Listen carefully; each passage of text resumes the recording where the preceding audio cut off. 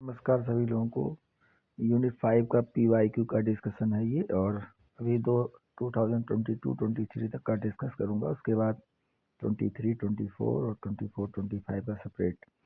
तो पहला क्वेश्चन है जो 2022-23 में आया। इसमें दिया गया है कि आपके पास एक minimum number of N integer select करने हैं पिजन होल प्रिंसिपल को यूज करते हुए, जिससे और इस सेट में से सिलेक्ट करने हैं जिससे कि कोई दो नंबर ऐसा हो उस सिलेक्शन में कि जिसका सम इवन आए। तो पिजन होल प्रिंसिपल क्या कहता है कि आपके पास small m number of pigeons है और n आपके पास पिजन होल है। ध्यान दीजिएगा, पिजन होल है और ये पिजन है। तो कम से कम एक पिजन होल ऐसा होगा जिसमें एक से ज़्यादा ऑब्जेक्ट आएंगे। हम m is greater then n का मतलब है कि m माइनस n की वैल्यू जो होगी ग्रेटर देन इक्वल टू 1 होगी। अगर लीस्ट कंडीशन लेते हैं, अगर 1 भी डिफरेंस है, तो आप अगर मान लीजिए कि आपके पास n पिजन है और m पिजन है और n होल है, तो यहाँ पे एक एक होल, अगर एक एक होल के अंदर अगर एक एक आप पिजन रख देंगे तो लास्ट में कम से कम, मतलब वर्स्ट सिचुएशन में भी एक पिजन जरूर बच जाएगा। वो पिजन क्या करेंगे, किसी एक में और किसी एक होल के अंदर रखेंगे, यानी कि रिपीट करेंगे। तो वही बात बोला जा रहा है कि कम से कम एक होल ऐसा होगा जिसके अंदर एक से ज़्यादा पिजन आएंगे। तो उसी कॉन्सेप्ट को यूज़ करते हुए ये क्वेश्चन सॉल्व करना है। तो सबसे पहले देखिए, आपके पास जो नंबर दिए गए हैं उसमें दो तरह के नंबर हैं, होते भी दो ही तरह नंबर हैं, इवन और ऑड। अगर उस हिसाब से आप क्लासिफिकेशन करेंगे तो आपको दो पिजन होल मिल जाएंगे। अब ये दो पिजन होल मिल गए तो यहाँ से देखिए कि अगर आप कोई भी दो नंबर सेलेक्ट करते हैं तो दो में आपकी बात बनेगी नहीं, क्योंकि ऑब्जेक्ट की संख्या अगर पिजन होल प्रिंसिपल से आप कर रहे हैं तो एक ज़्यादा होना चाहिए पिजन होल की संख्या से। लेकिन अगर दो पे देखिए क्या दिक्कत आ रही है। अगर मान लीजिए दो नंबर आप लेंगे इस सेट के अंदर से, तो या तो दोनों ऑड होंगे तो आपकी बात तो बन जाएगी, दोनों का सम इवन हो जाएगा। एक ऑड हो एक इवन हो, बात नहीं बनेगी। पहला वाला इवन हो दूसरा ऑड हो तब भी बात नहीं बनेगी। दोनों इवन हो तो बात बन जाएगी। तो इन चार सिचुएशन में से चार के चारों सिचुएशन में बात नहीं बन पा रही, यानी दो में बन रही दो में नहीं बनी। जब तक चारों ना बने तब तक बात नहीं मानी जाएगी। तो इसी वजह से दो नंबर पे बात नहीं बन रहा है। तो इसीलिए चूंकि पिजन की संख्या पिजन होल से एक ज़्यादा होनी चाहिए मिनिमम। तो तीन पे देखते हैं, कोई जरूरी नहीं कि तीन पे बात बनी जाए, चार भी हो सकता है, पाँच भी हो सकता है, लेकिन तीन पे आपकी बात बन जाएगी। क्योंकि आप देखिए ओ ट्रिपल ओ से लेके और ट्रिपल ई तक आप बनाएंगे तो टोटल 8 कॉम्बिनेशन बनेंगे। अब यहाँ पे डायरेक्ट मैं दिखा दे रहा हूँ।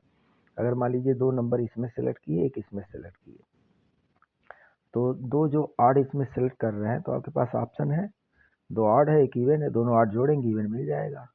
हर दो के लिए नहीं हो रहा है, कोई ऐसा उन तीन के अंदर कोई दो नंबर ऐसे जरूर होंगे जिनका सम इवन आएगा। क्वेश्चन ये है। अब अगर मान लीजिए कि दो इवन सेलेक्ट कर लेते हैं एक ऑड सेलेक्ट कर लेते हैं तब भी बात बन जाएगी, और कोई भी ऐसा सिचुएशन नहीं रहेगा जहाँ पे ना बने। तो इस वजह से तीन वाले पे सिलेक्ट, तीन पे आपकी बात बन जाएगी। तो वैसे भी ऐसे ट्राई करके आप देख सकते हैं आराम से कि हर एक सिचुएशन के अंदर 8 सिचुएशन जो हो रहे हैं, या तो कम से कम आपको दो ऑड इसके अंदर मिलेंगे या कम से कम दो इवन मिलेंगे। तो इस वजह से आपकी बात बन जाएगी। तो अब दूसरे क्वेश्चन पे चलते हैं। तो यहाँ पे जब तीन पे बात बन गई तो मतलब number of required, minimum number of required integer, minimum देखिए ये लिस्ट वैल्यू जो ले रहे हैं वही है, उसी सेंस है। तो कोई जरूरी नहीं कि हमेशा वन ऐड करने पे ही आपका बात बने, और जितने पिजन होल हैं उसमें वन ऐड करके हर समय बात नहीं बनती है, अभी नेक्स्ट पार्ट में आप देखेंगे ही। तो दूसरा क्वेश्चन जो इसका है कि the difference of two of the N integer is 5 दिया गया है।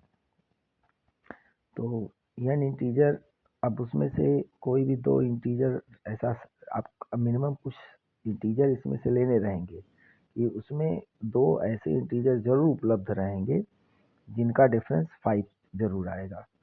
तो यहाँ पे अगर आप देखें तो 5 की क्राइटेरिया जो डिफरेंस है उसके हिसाब से पिजन होल बनाने की कोशिश करें तो टोटल 4 पिजन बनेंगे भाई। 1 6 का हो सकता है, 2 7 का हो सकता है, 3 8 का हो सकता है, 4 9 का हो सकता है। तो आप तुरंत देखेंगे कि आपके पास 4 पिजन है तो एक जोड़ देंगे, 5 आपका आंसर हो जाएगा। मैंने भी 5 ही लिखा है लेकिन 5 सही है नहीं, इसमें 5 + 1 जब टेस्ट करेंगे तो 6 आंसर आना चाहिए। क्योंकि देखिए अगर आपने 1 2 3 4 5 ले लिया, 5 नंबर उसमें से सिलेक्ट किया, तब आपके पास ऑप्शन नहीं है कि कोई ऐसा पेयर नहीं बन पा रहा है जिसका डिफरेंस 5 हो। तो आपको एक और लेना पड़ेगा 6, क्योंकि m-n आपका ग्रेटर देन इक्वल टू 1 से स्टार्ट होता है। तो 1 पे बात नहीं बन रही तो 2 पे लेते हैं। अब आप 1 2 3 4 5 6 ले लेंगे, मतलब सबसे वर्स्ट कॉम्बिनेशन आप ले रहे हैं, तब भी आपके पास एक ऐसा पेयर बन जाएगा 1 6 का जिसमें आपका डिफरेंस 5 आएगा। तो इस वजह से 5 + 1 मतलब 4 ये कंडीशन आप लिखेंगे, मतलब पिजन होल बनाने के बाद अब पिजन होल की संख्या आपके पास 4 मिल गई और आपके पास ऑब्जेक्ट पता करना है, m-n इज ग्रेटर देन 1 होना चाहिए। तो n की वैल्यू बल्कि दी गई है, n है तो n की वैल्यू 4 है, तो m is greater than equal to आपका 5 आ जाएगा जब n इक्वल टू 4 रखेंगे यहाँ पे। तो अब 5 पे कोई ज़रूरी नहीं कि बात बनी जाए, लेकिन ये है कि उसके आसपास होगा। तो 6 पे जाके बात बन रही है, तो आप लिखेंगे कि 1 2 3 4 5 एक ऐसा सिचुएशन है जिसमें हमें कोई ऐसा पेयर नहीं मिल रहा है जिसके डिफरेंस 5 हो। तो मिनिमम आपको 6 नंबर लेने ही पड़ेंगे। नेक्स्ट क्वेश्चन पे चलते हैं। नेक्स्ट क्वेश्चन आपका थ्योरेटिकल है ग्राफ थियरी से। उसमें दिखा गया है कि यूलर ग्राफ और हैमिल्टोनियन ग्राफ क्या होता है। तो वीडियो आप देख सकते हैं लेक्चर नोट्स के, उसमें भी है, लेकिन मैं यहाँ पे बता दे रहा हूँ। यूलर ग्राफ उसको कहते हैं, एक जो सबसे सटीक डिफिनेशन है जिसके हर एक वर्टेक्स की डिग्री इवन हो। जैसे ये ग्राफ बनाया, यहाँ पे सारे वर्टेक्स की डिग्री इवन की संख्या में है। अगर आप मान लीजिए कि यहाँ पे एक्चुअल में इवन कहने का सेंस यही है, मान लीजिए इसमें हम और कुछ 2 वर्टेक्स बढ़ा देते हैं और इसकी डिग्री 4 कर दिए। अब ये भी इवन है, बाकी सब 2 2 है, तो इवन है। हर एक वर्टेक्स की डिग्री इवन मिलेगी क्योंकि इसकी 2, इसकी 2, इसकी 2, इसकी 4, इसकी 2 और इसकी 2। तो इसके पीछे कॉन्सेप्ट यही है कि आपके पास अगर एक एज उस नोड तक जाने के लिए यूज हो रहा है तो आपके पास एक ऑप्शन जरूर होना चाहिए अनदर एज, जिससे आप उससे वर्टेक्स से दूर जा सकें। अब फिर मान लीजिए इस वर्टेक्स को विजिट करेंगे तो किसी दूसरे एज से आए तो आपके पास अनदर एज है आउट होने के लिए। तो इसी नाते इवन का कॉन्सेप्ट है। बाकी इसका डिफिनेशन क्या है कि कोई भी ग्राफ आपका यूलर ग्राफ तभी होगा जब उसके अंदर यूलर साइकिल हो। और यूलर साइकिल ये होता है कि वो एक क्लोज वाक होता है जिसके अंदर हर एक एज का आना कंपलसरी है। और वाक क्या होता है? Alternate sequence of vertices and edges. अब जैसे ये एक ग्राफ है, इस ग्राफ में हम आपको समझा दे रहे हैं। ये एक ग्राफ है।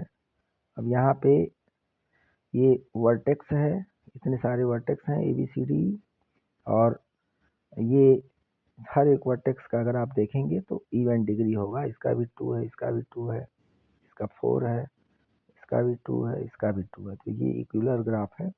और अगर यूलर साइकिल की बात करें कि यूलर साइकिल जो हम बोले हैं, एक आपके पास क्लोज वाक ऐसा होना चाहिए जिसमें सारे एजेस एग्जैक्टली वंस आए और सारे एजेस ट्रेवर्स भी हो जाएं। तो अब यहाँ से चले, अगर मान लीजिए फॉर एग्जांपल यहाँ से गए, यहाँ से गए, यहाँ से गए, उसके बाद फिर देखिए इस सी पे वापस आना पड़ेगा, ऐसे गए। तो ये जो 2 एज हैं पहले से जो ट्रेवर्स हैं उसको नहीं यूज़ करना है। तो आपके पास उपलब्ध एज रहेगा तभी वापस बी पे जा पाएंगे। तो यूलर साइकिल अगर इसका लिखना भी है तो आप लिख सकते हैं। मान लीजिए इसका नाम E1 लिख दिया, इसका नाम E2 लिख दिया एज का, इसका नाम E3 लिख दिया, इसका नाम E4 लिख दिया, इसका नाम E5 लिख दिया। यूलर साइकिल आप क्या लिखेंगे?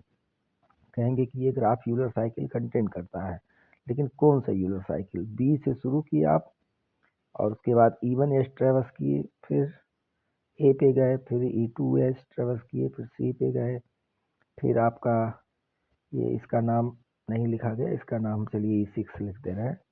E6 ट्रेवर्स किए, उसके बाद फिर आप ई पे पहुंच गए, फिर E3 ट्रेवर्स किए, फिर डी पे पहुंचे, फिर E4 ट्रेवर्स किए, सी पे पहुंचे, फिर E5 पे गए, E5 यूज किए और बी पे पहुंच गए। तो क्लोज इसीलिए कहा गया क्योंकि बी से शुरू किए आप, बी पे ख़त्म किए, तो क्लोज वाक इसी कहा जाता है कि alternate sequence of vertices and edges. Walk का डिफिनीशन यही है। क्लोज इसलिए कहा गया क्योंकि स्टार्टिंग एंडिंग सेम वर्टेक्स पे हो रहा है। तो अगर ऐसा साइकिल है जो सारे एज को ट्रेवर्स कर रहा है एग्जैक्टली वंस, तो हम उसको यूलर साइकिल कहते हैं। और कोई भी ग्राफ अगर यूलर साइकिल कंटेन करता है तो उसको हम लोग यूलर ग्राफ बोलते हैं।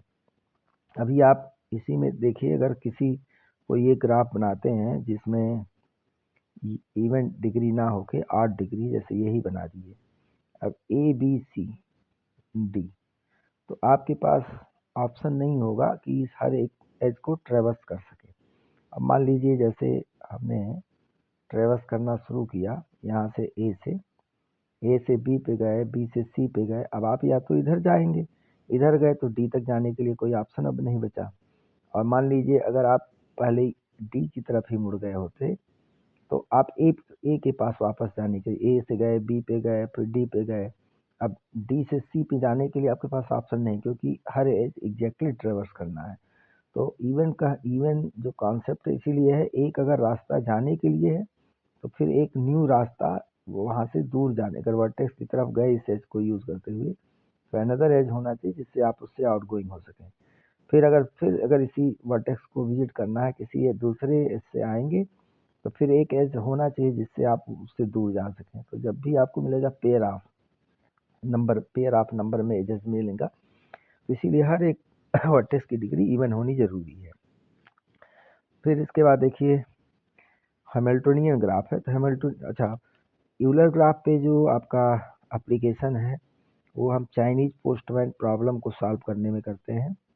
चाइनीज पोस्टमैन प्रॉब्लम क्या होता है, जो एक पोस्टमैन है जो ये चाहता है कि हम हर एक पोस्टमैन है तो जाहिर सी बात है चिट्ठी बांटेगा। तो उसका उसका जो मतलब गोल होता है कि हर एक घर को विजिट कर सके, ऐसा उसके पास ऑप्शन होना चाहिए। और घर कहाँ होते हैं? रोड के किनारे किनारे होते हैं। और रोड क्या है? रोड का इक्विवेलेंट है आपका यहाँ पे एज। तो जब तक सर हर सड़क पे जाने के लिए उसके पास ऑप्शन नहीं होगा, तब तक वो हर घर विजिट नहीं कर सकता। और वो कतई नहीं चाहेगा कि एक रास्ते से गया फिर दोबारा उसी पे वापस जाए। वो चाहता है कि ऐसा हो कि हर रास्ता एक ही बार तय हो, और उस रास्ते पे जितने भी घर जहाँ जहाँ उसको चिट्ठी देनी होगी या लेनी होगी वो दे ले लेगा। तो इस कॉन्सेप्ट को चाइनीज पोस्टमैन प्रॉब्लम को सॉल्व करने में करते हैं सीपीपी में। कभी सीपीपी आ जाता है तो आप बताएंगे it is based on Euler graph concept, और उसका प्रॉब्लम जो है वो आप डिस्कस करेंगे कि postman wants to distribute letters to houses, different houses. तो वहाँ पे और किस तरह से कि उसको हर एक जो रोड है वो एग्जैक्टली वंस ट्रेवर्स करना पड़े, जिससे उसको फ़ायदा ये होगा कि कम मतलब चलने के सारा काम कर लेगा वो। अब यहाँ पे हैमिल्टोनियन ग्राफ जो है, हैमिल्टोनियन ग्राफ आपका ऐसा ग्राफ होता है जिसके अंदर हैमिल्टोनियन साइकिल हो। हैमिल्टोनियन यहाँ पे यूलर साइकिल था, यूलर साइकिल को यूलर लाइन भी बोलते हैं। हैमिल्टोनियन ग्राफ को हम लोग हैमिल्टोनियन साइकिल भी बोलते हैं। तो हैमिल्टोनियन साइकिल का मतलब हैमिल्टोनियन ग्राफ में हैमिल्टोनियन साइकिल का होना अनिवार्य है। तो हैमिल्टोनियन साइकिल में क्या होता है कि हर एक वर्टेक्स, वहाँ पे एज था, हर एक एज एग्जैक्टली वंस ट्रेवर्स हो। लेकिन हैमिल्टोनियन ग्राफ में हर एक वर्टेक्स विजिट करना अनिवार्य होता है, लेकिन यहाँ पे सर्किट होता है। हैमिल्टोनियन सर्किट कंटेन होना चाहिए, साइकिल नहीं बल्कि हैमिल्टोनियन सर्किट। तो हैमिल्टोनियन सर्किट, सर्किट का मतलब क्या होता है, ये क्लोज नॉन इंटरसेक्टिंग वाक होता है, closed non intersecting NI intersecting walk. अब जैसे नॉन इंटरसेक्टिंग का मतलब है कोई भी इंटरमीडिएट वर्टेक्स दोबारा नहीं आना चाहिए। अब जैसे यहाँ से गए थे ऐसे, तो ऐसे ऐसे गए आप, अब C क्या है, इंटरमीडिएट एक वर्टेक्स था जो 2 बार आ गया, तो ये साइकिल नहीं कहा, ये हैमिल्टोनियन सर्किट नहीं कहा जाएगा, क्योंकि C ट्वाइस वो ट्रेवर्स कर रहा है। केवल स्टार्टिंग और एंडिंग वर्टेक्स आपका 2 बार आ सकता है, 2 बार आएगा, बाकी कोई इंटरमीडिएट वर्टेक्स नहीं आता। इंटरसेक्शन जैसा कॉन्सेप्ट नहीं होना चाहिए कि कोई भी चीज़ आपकी 2 बार आ रही हो। अब ये इसमें तो क्रॉस कर दे रहा है, कोई जरूरी क्रॉस ही हो, आप ऐसे भी बना रहे हैं के टाइप के शेप में, तो भी ये इंटरसेक्टिंग कहा जाएगा, क्योंकि आपका इंटरमीडिएट वर्टेक्स ट्वाइस आ जाएगा। तो इस तरह की सिचुएशन नहीं आनी चाहिए। तो हैमिल्टोनियन ग्राफ उसको बोलेंगे जिसके अंदर हैमिल्टोनियन सर्किट हो। हैमिल्टोनियन सर्किट क्या है, नॉन इंटरसेक्टिंग क्लोज वाक है। तो इसके लिए तो कोई भी एग्जाम्पल आप बना सकते हैं, जैसे मान लीजिए यही ग्राफ है, ऐसे ग्राफ बना दिए, ये ABCD आपका वर्टेक्स हो गया, मान लीजिए ABCD। अब इसमें E1 नाम दे दिए, E2 नाम दे दिए, और E3 नाम दे दिया आपने, E4 नाम दे दिया, E5 नाम दे दिया, इसका E6 नाम दे दिया। अब इसमें कह दीजिए कि एक हैमिल्टोनियन सर्किट है, A E1 B E2 C, फिर E3 और D E5, फिर E, फिर लास्ट में आपका E6 और फिर A। तो ये alternate sequence of vertices and edges हो गया, और हर एक वर्टेक्स आपका एग्जैक्टली एक ही बार आया है, except to starting and ending vertex. तो ऐसा जो सर्किट होता है उसको हम लोग हैमिल्टोनियन सर्किट कहते हैं। कोई भी, और नॉन इंटरसेक्टिंग क्लोज वाक है, कोई भी वर्टेक्स रिपीट नहीं हुआ है except to starting and ending, intermediate vertex नहीं रिपीट होता है। बाकी नोट्स में भी आपके यहाँ पे भी एग्जाम्पल है, तो देखिए एग्जाम्पल एकदम सिंपल एग्जाम्पल लिया है, क्या ज़रूरत है एग्जाम्पल देना है तो सिंपल ही दीजिए, खुद फंसना थोड़ी रहेगा वहाँ पे। यहाँ पे लेबलिंग नहीं किया गया, आप लेबल कर लीजिएगा अपनी इच्छा से, E1 E2 ऐसे करके, और बता दीजिएगा कि हाँ ये आपका हैमिल्टोनियन सर्किट है। बी से ए से जहाँ मर्जी वहाँ शुरू करिए, ए से शुरू कर रहे हैं तो A E1 B E6 C, फिर E5 D, फिर E4 E, फिर आपका E3 F, फिर E2 A, पहुँच गए अपने जहाँ शुरू किए थे, हैमिल्टोनियन सर्किट हो गया। और ये हैमिल्टोनियन सर्किट क्या है, non intersecting close walk. Non intersecting मतलब कोई भी इंटरमीडिएट वर्टेक्स रिपीट नहीं होना चाहिए, हर वर्टेक्स एग्जैक्टली वंस आएगा except to starting and ending, जैसे A यहाँ पे 2 बार आ गया। नेक्स्ट जो इसमें दिया गया है, सब क्वेश्चंस मैं नोट्स में डिस्कस भी किया हूँ नोट्स की वीडियो में, लेकिन यहाँ पे देखिए वाक एंड पाथ की बात आ गई फिर से। तो वाक मतलब होता है, अब सारे जितने भी बताए alternate sequence of vertices and edges, ये वाक ही है। तो वाक जो होता है alternate sequence of vertices and edges, alternate sequence of vertices and edges. Vertices से ही शुरू होता है, इस नाते इसका नाम पहले दिया गया है, और ये 2 तरीके का होता है। आप मेरा वीडियो देखिएगा, उसमें भी बताया गया है, उसमें से अच्छे से बताया गया है। एक होता है आपका इंटरसेक्टिंग, एक होता है क्लोज वाक, और एक होता है ओपन वाक। तो क्लोज और ओपन 2 वाक हो गए। क्लोज वाक भी आपका 2 तरीके का होगा, एक नॉन इंटरसेक्टिंग क्लोज वाक और एक इंटरसेक्टिंग क्लोज वाक होगा। ऐसे ओपन वाक भी 2 तरीके का होता है, नॉन इंटरसेक्टिंग और इंटरसेक्टिंग।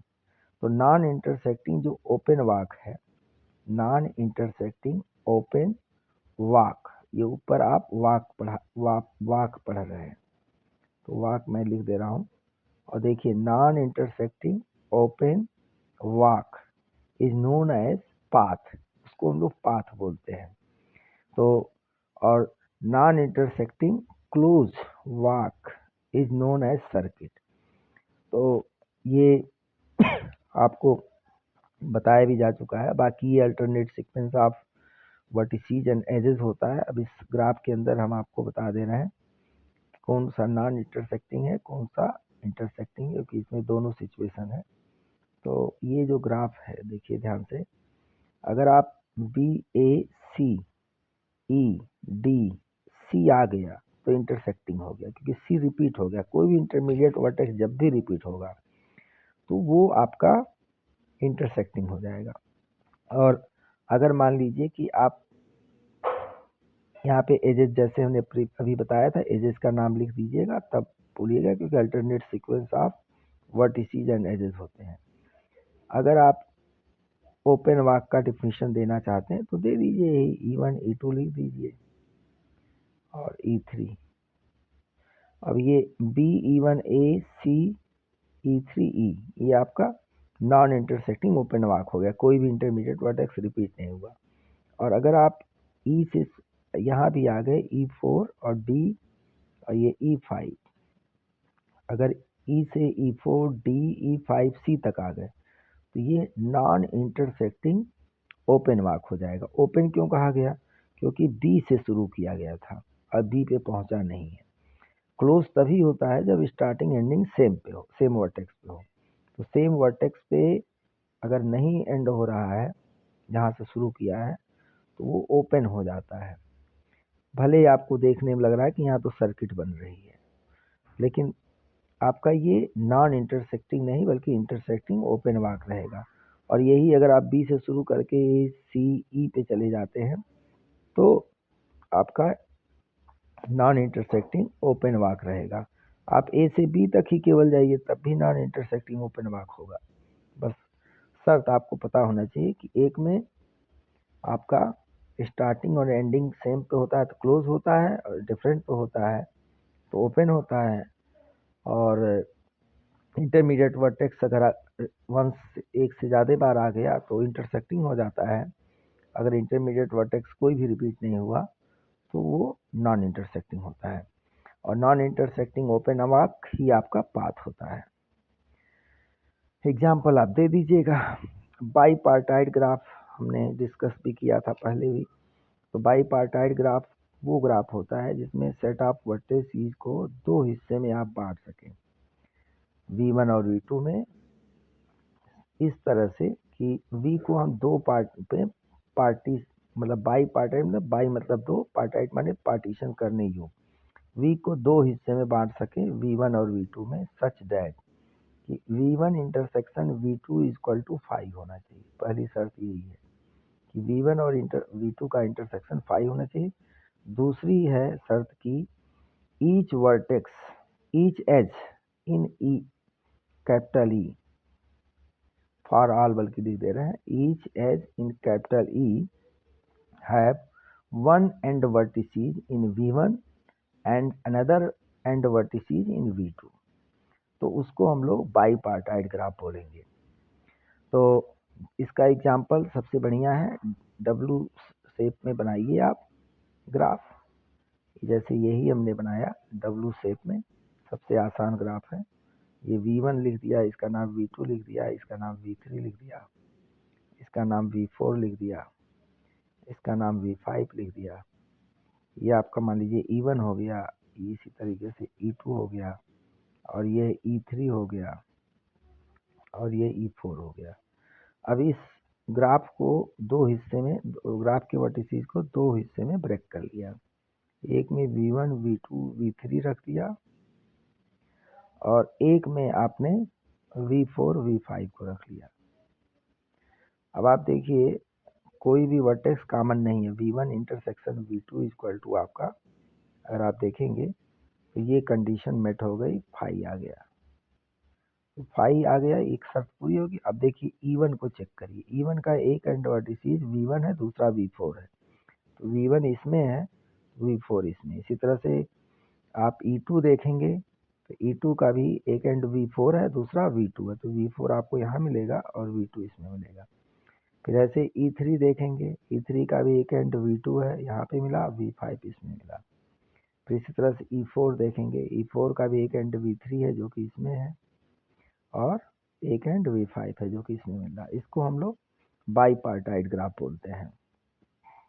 अब यहाँ पे जो है कंप्लीट बाईपार्टाइट ग्राफ कब होता है, यही बाईपार्टाइट ग्राफ आपका कंप्लीट बाईपार्टाइट ग्राफ हो जाता है अगर आप, क्योंकि कंप्लीट बाईपार्टाइट ग्राफ ही आगे चल के कंप्लीट बाईपार्टाइट ग्राफ बनता है। तो जो कंडीशन दो बाईपार्टाइट में दिए गए हैं कि V को आपने दो पार्ट में स्प्लिट किया, V1 और V2, और सच डैट कि V1 और V2 का इंटरसेक्शन आपका 5 होना चाहिए, और हर एक एज जो है in for all E belongs to capital E set of edges है, capital V set of vertex है, one end vertices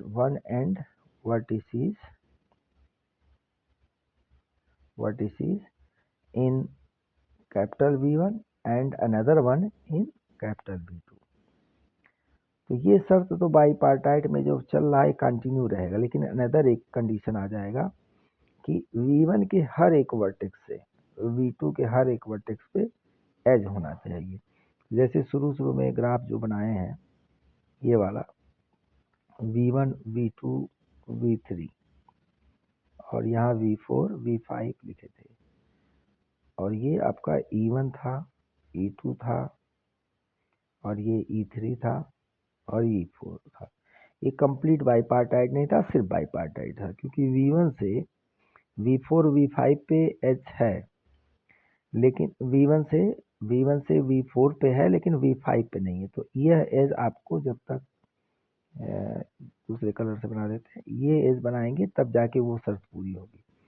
V2 से दोनों पे ही था तो वो नहीं दिक्कत है। V3 से फिर देखिए प्रॉब्लम है, V4 पे नहीं। अब ये जाके कंप्लीट बाईपार्टाइट ग्राफ हो गया। तो कंप्लीट बाईपार्टाइट ग्राफ के हर एक हिस्से के जो वर्टेक्स होते हैं उनकी डिग्री आपस में इक्वल होती है। देखिए इसकी डिग्री 2, इसकी डिग्री 2, इसकी डिग्री 2, और दूसरे हिस्से की भी डिग्री आपस में बराबर होती है, 3 3 है। तो इसी नाते इस ग्राफ को आप कह सकते हैं कि 5 वर्टेक्स थे, 2 हिस्से में ब्रेक हुआ है 3 और 2 में। इसको हम लोग K32 ग्राफ भी बोलेंगे, और जनरलाइजेशन वे में KMN ग्राफ होता है। अब जिस हिस्से में 3 वर्टेक्स हैं उनकी सबकी डिग्री 2 है, और जिस हिस्से में 2 ही वर्टेक्स हैं उन सबकी डिग्री 3 है, क्योंकि यहाँ से एजेस जा रहे हैं इन तीनों पे और यहाँ से एजेस जा रहे हैं इन दोनों पे। तो इसके सारे वर्टेक्स की डिग्री आपको 2 मिलेगी और इसके सारे वर्टेक्स की डिग्री 3 मिलेगी। आई होप आप लोगों को समझ में आया होगा, मैंने कंप्लीट बाईपार्टाइट भी समझा दिया।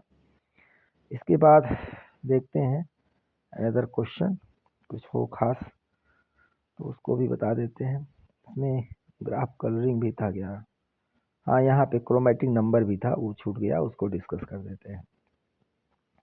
तो क्रोमेटिक नंबर क्या होता है, क्रोमेटिक नंबर ऑफ ग्राफ, ये मैं यूनिट के वीडियो में, यूनिट के उसमें भी वीडियो बनाया हूँ, वहाँ से भी पढ़ सकते हैं, यहाँ पे भी डिस्कस कर दे रहा हूँ।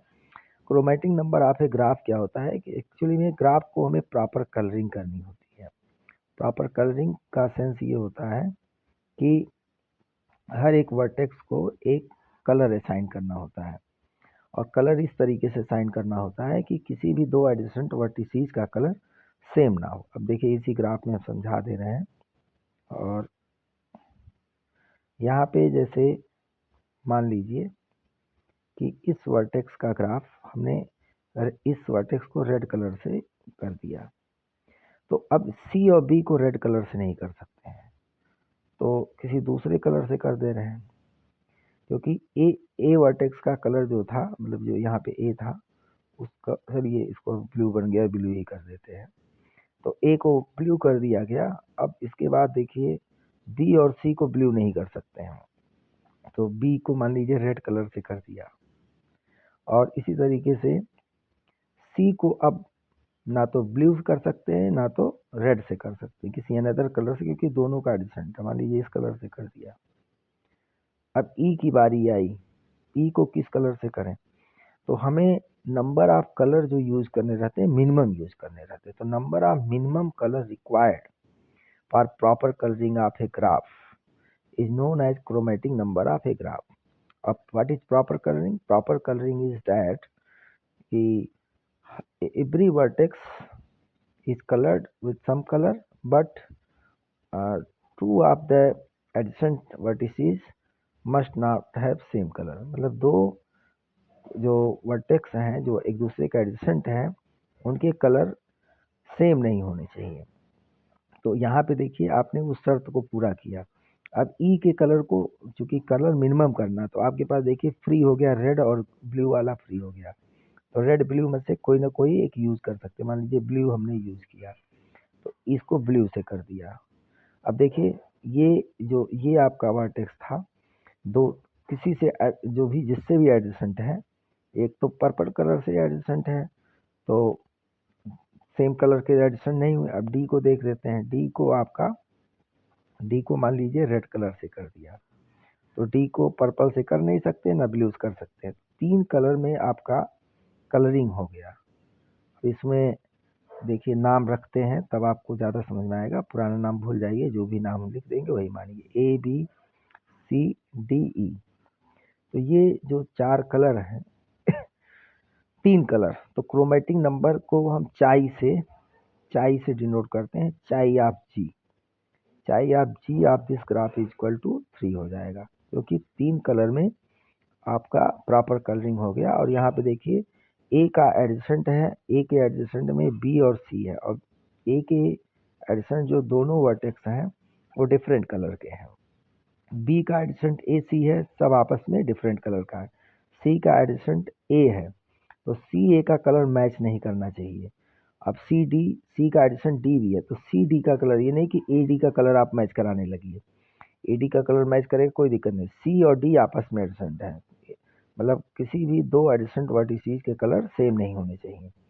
कि मतलब colour of the two adjacent vertices must be of different colour. तो सी डी आपस में एडजेसेंट थे, उनके कलर डिफरेंट हो गए। इसी तरह सी आपस में एडजेसेंट हैं, डिफरेंट कलर के हैं। डी भी आपस में एडजेसेंट है, तो उसके भी डिफरेंट कलर। तो proper colouring, number of colour, minimum number of colour, जो प्रॉपर कलरिंग क्या है कि एक स्ट्रेटजी है through which we will colour the vertices with in such way that up to adjacent vertices must be of different color। और जो chromatic number क्या होता है, minimum number of colour required for proper colouring. तो proper colouring के लिए जो minimum colour आपको रिक्वायर्ड है वो आपके क्रोमेटिक नंबर होते हैं, उसको चाई जी से डिनोट करते हैं। चाई जी, इसको चाई ऑफ जी बोलते हैं, चाई ऑफ जी।